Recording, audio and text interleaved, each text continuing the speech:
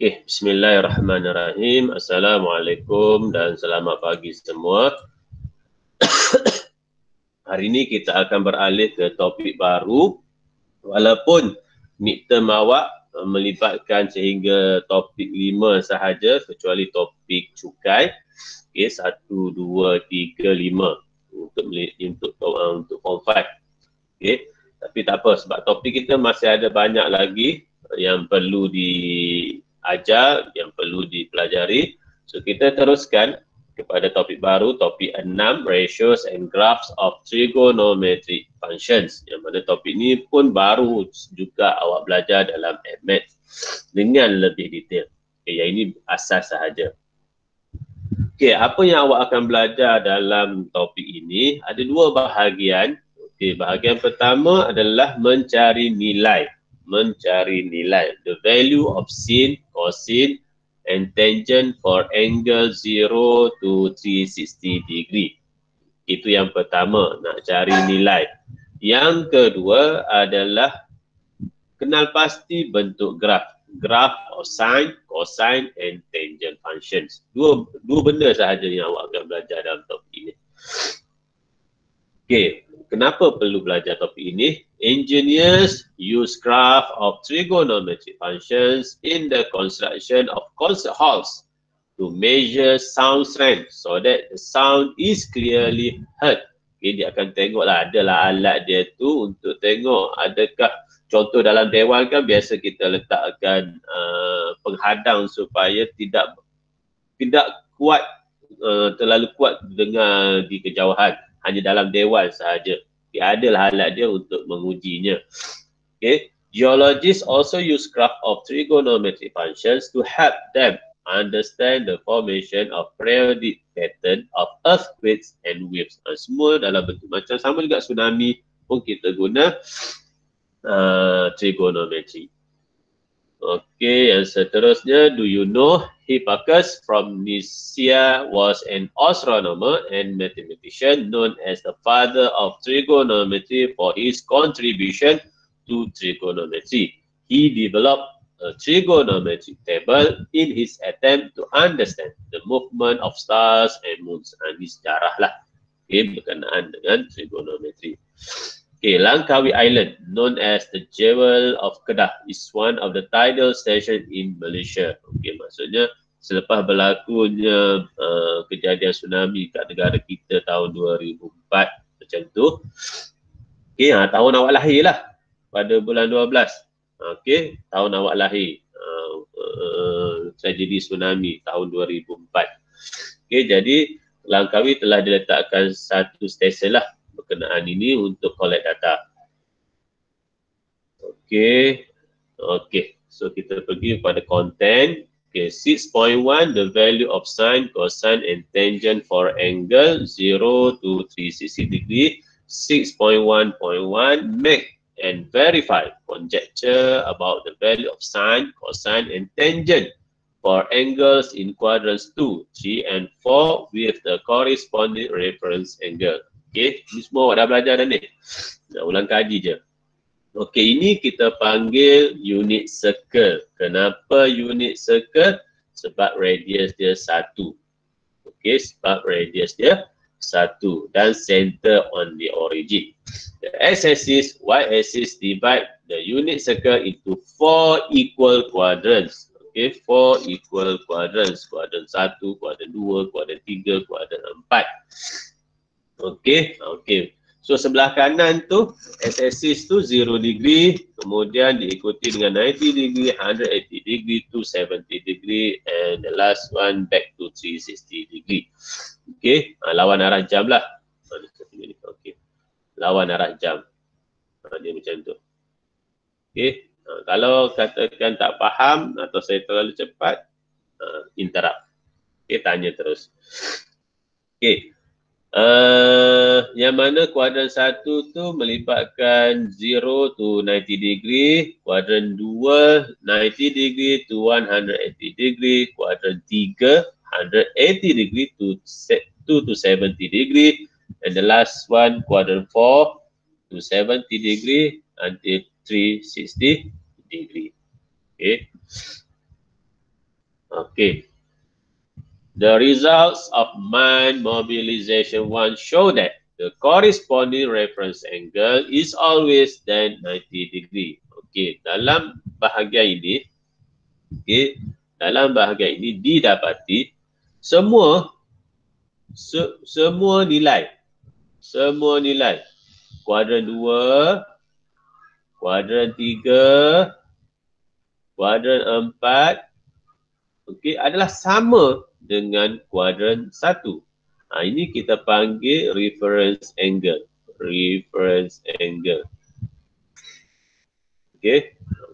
Kuadran 2, nilai-nilai yang berada di kuadran 2, kuadran 3, kuadran 4 ada di kuadran 1. Cuma yang berbeza adalah nilai negatif atau positif. Contoh. Sin 60 darjah, sin 120 darjah, sin 240 darjah, sin 300 darjah. Semuanya nilai yang sama.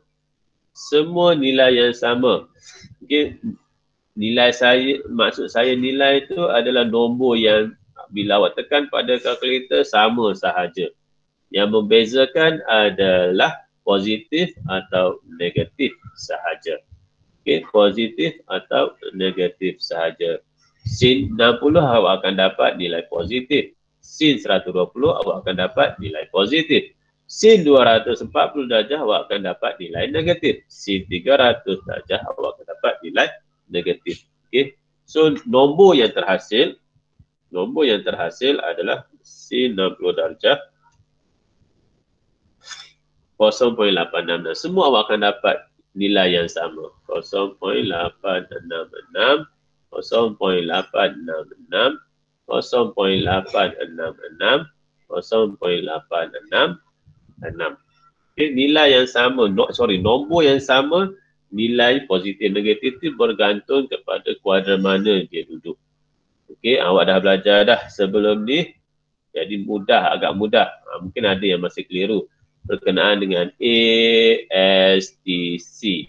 Kuadran 1 semua adalah bernilai positif. Kuadran 2 hanya sin sahaja bernilai positif. Kuadran 3 hanya tangen sahaja bernilai positif. Dan kuadran 4 hanya cosine sahaja yang bernilai positif. Nilai negatif positif ni kita boleh dapatkan dalam pelbagai cara. Dalam pelbagai cara. Tak apa, itu satu-satu lagi. Jadi kuadran 1, contoh sudut yang diberi bila awak dapat sudut 60 darjah. So kuadran 2 pun sama, nilai yang terhasil di sini adalah 60 darjah. Jadi kalau 60 darjah ni adalah sukuan yang pertama, kuadran 1. Macam mana nak jadikan dia kuadran yang kedua? 180 tolak sudut yang diberi. So untuk menjadikan sudut tu berada di kuadran kedua adalah 180 tolak sudut 60 itu. Di 120. Begitu juga sudut yang diberi adalah 60 darjah. Jadi bagaimana kita nak jadikan dia sudut yang berada di kuadran yang ketiga? Iaitu 180 tambah sudut yang diberi. 180 tambah sudut yang diberi, which is 240 darjah. Dia jadi automatik berada di kuadran yang ketiga. Sama juga untuk kuadran keempat, sudut yang diberi sama 60 darjah. Kita guna pakai reference angle 60 darjah ni. So bagaimana kita nak dapatkan sudut yang berada di kuadran yang keempat? Jadi 360 darjah tolak sudut yang diberi. So awak akan dapat 300 darjah. Seperti mana yang saya letakkan di sini. Seperti mana yang saya letakkan di sini. Saya teruskan sekiranya tiada soalan. Ni yang saya maklumkanlah tadi. Kita ambil kepada in general. Dia punya kesimpulan.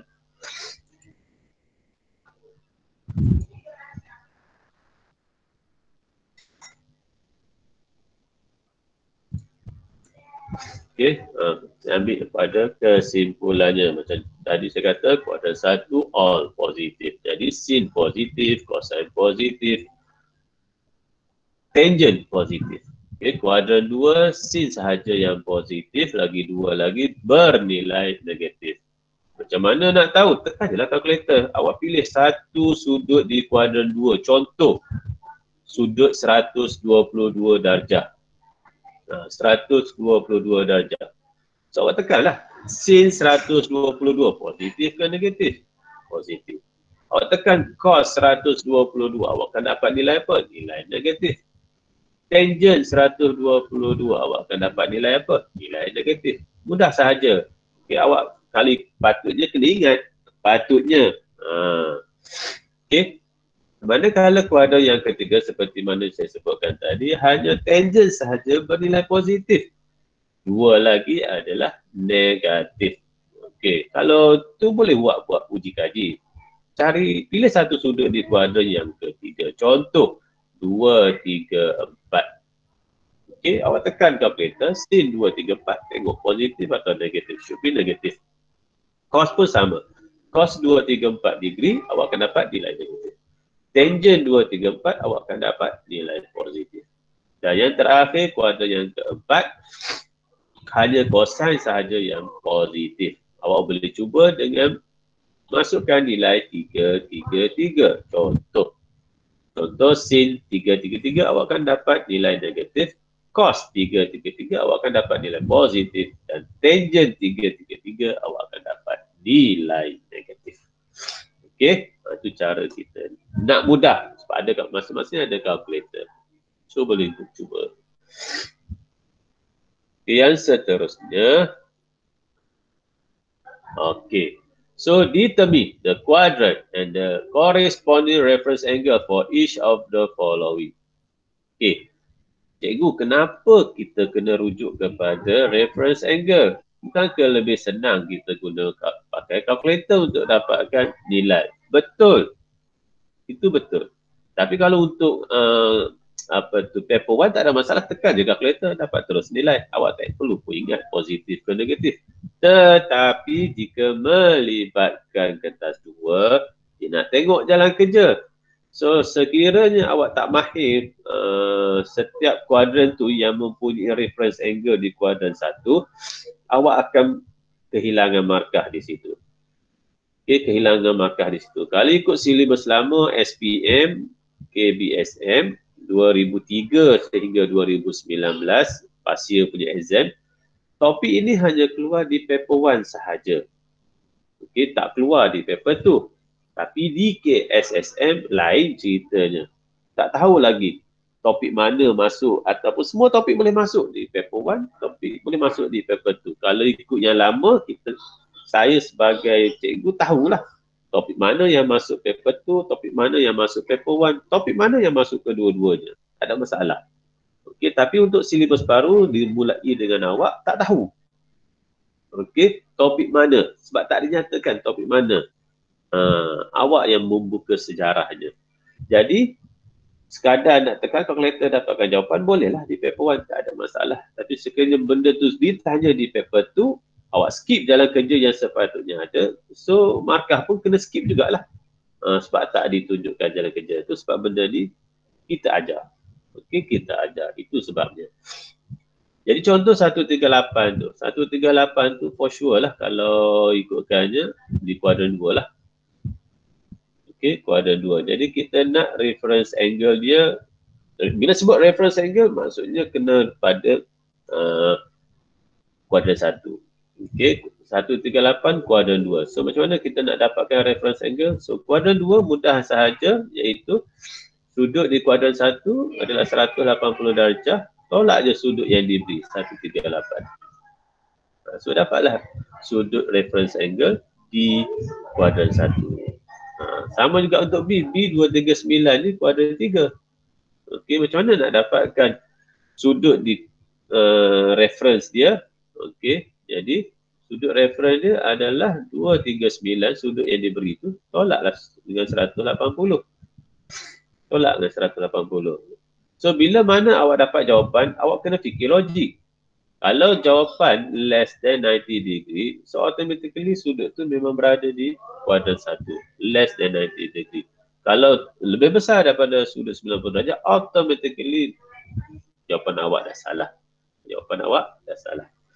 Okey, yang keempat, yang C itu samalah kuadran 4. So bagaimana nak dapatkan sudut di kuadran 1? So 360 darjah tolak dengan 312 darjah. So kalkulator dapatkan jawapan. Jawapan tu pastilah logik, iaitu kurang daripada sudut 90 darjah. Okey, so kalau sekiranya macam biasalah, kalau saya cepat, interrupt lah. Kalau tak faham, tanya. Okey, itu dalam bentuk diagram yang saya telah sediakan. Pada 2,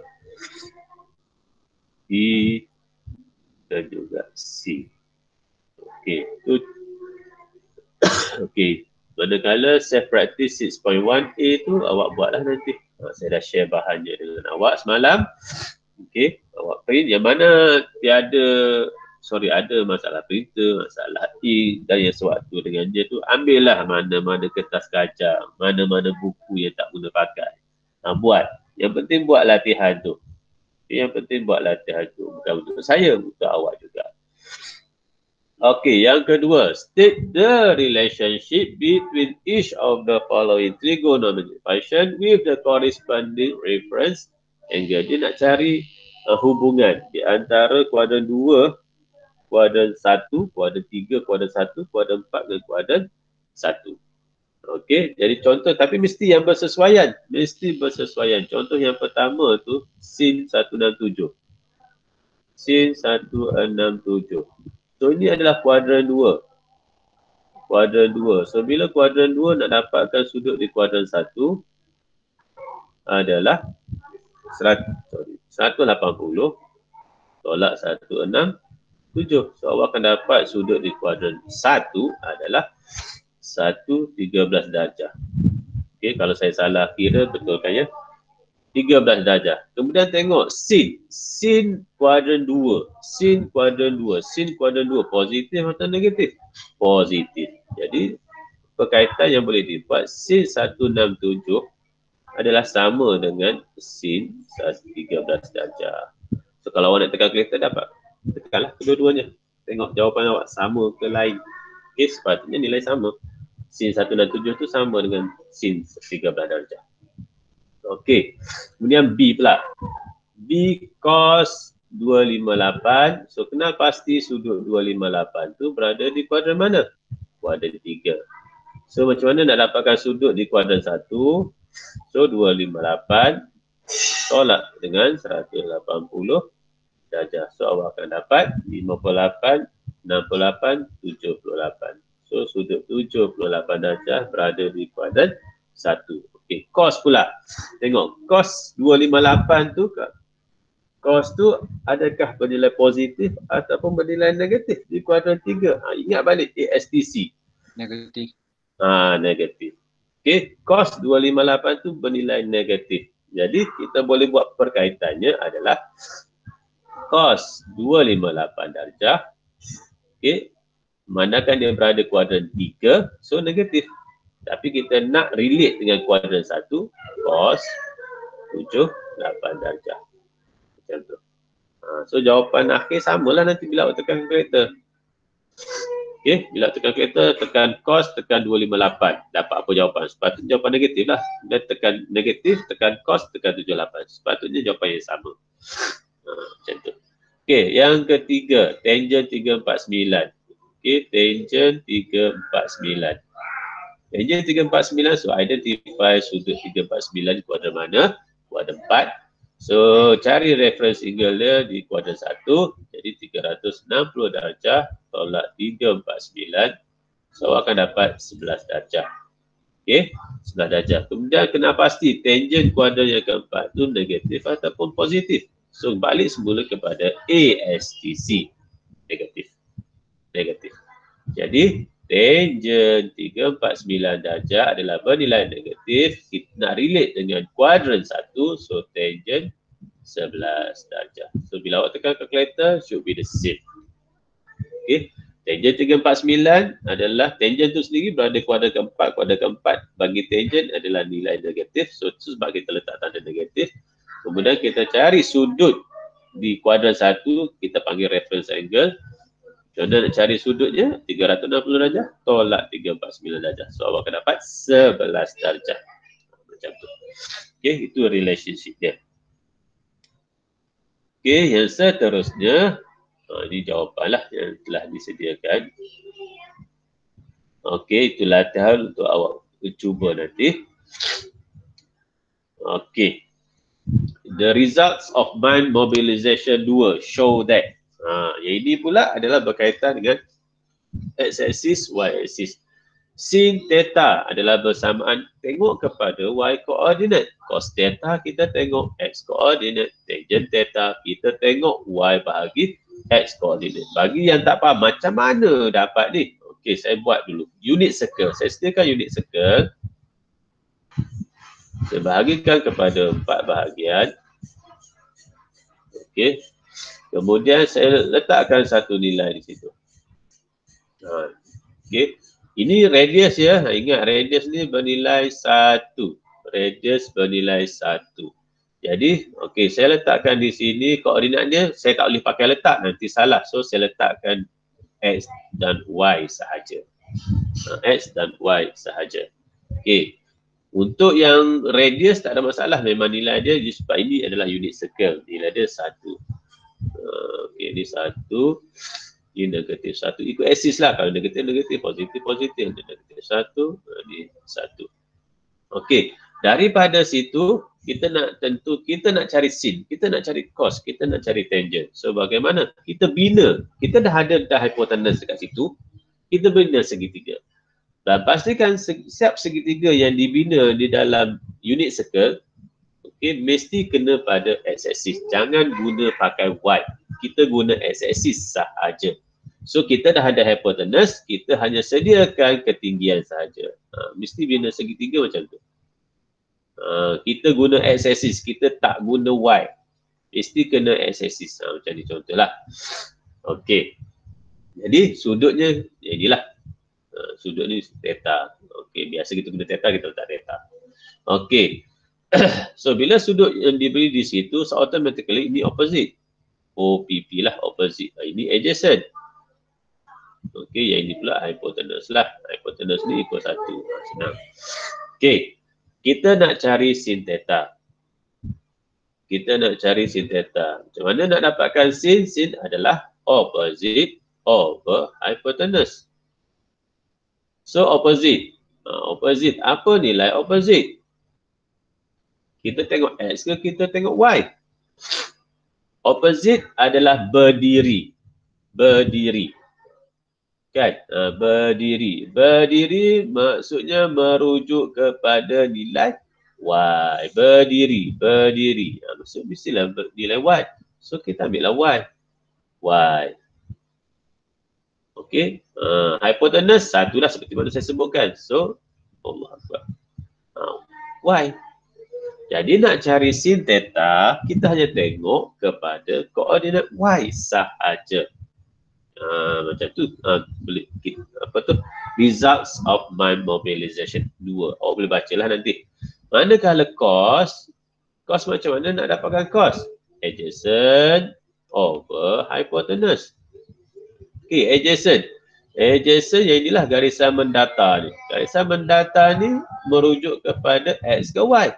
Garisan x mendata adalah garisan x. So kita tengok x over hypotenuse. Hypotenuse 1. Okey, so x. So untuk dapatkan nilai cos theta, kita hanya rujuk kepada x sahaja, koordinat x. Nak cari sin theta, kita tengok y. Macam tu. Okey, soalan bentuk ni kalau silibus lama dia keluar di paper 1 bentuk ni. Okey, dia keluar di paper 1.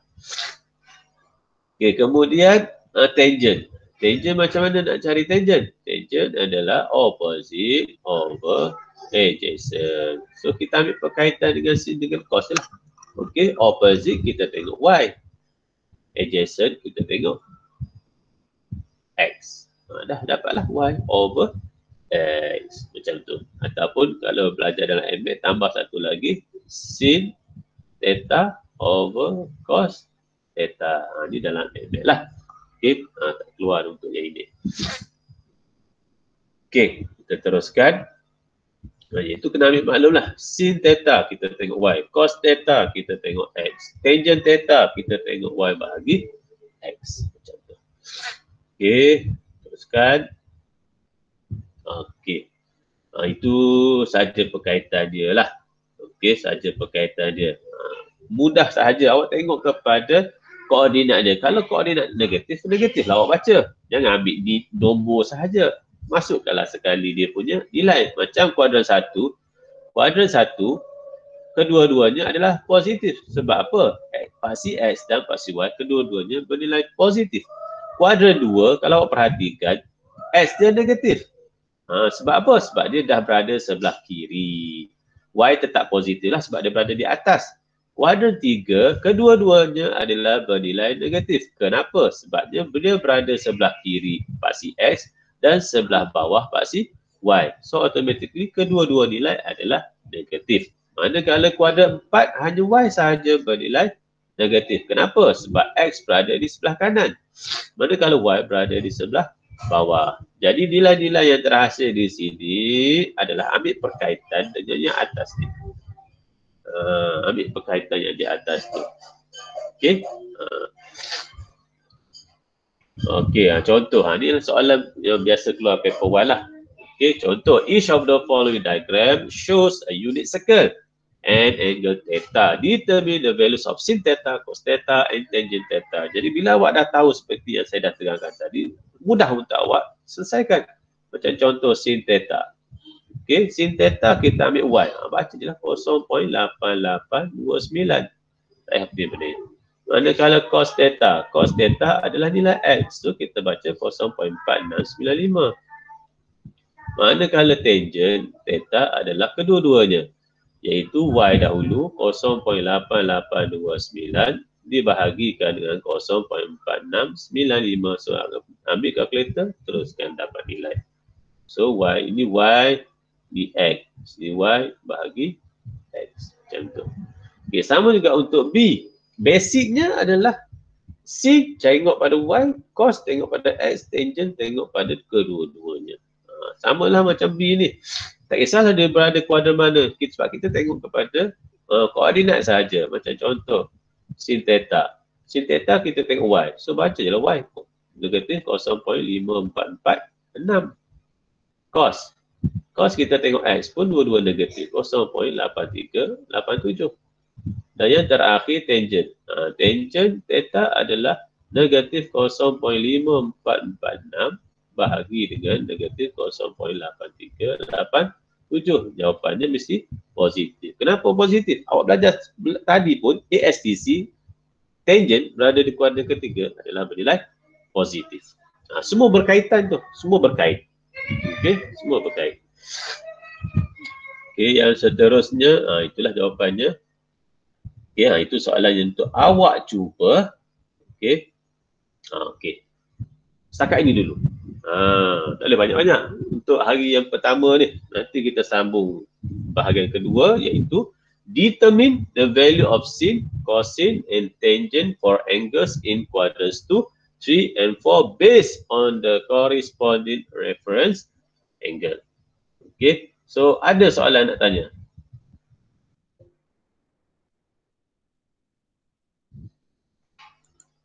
Ada soalan nak tanya?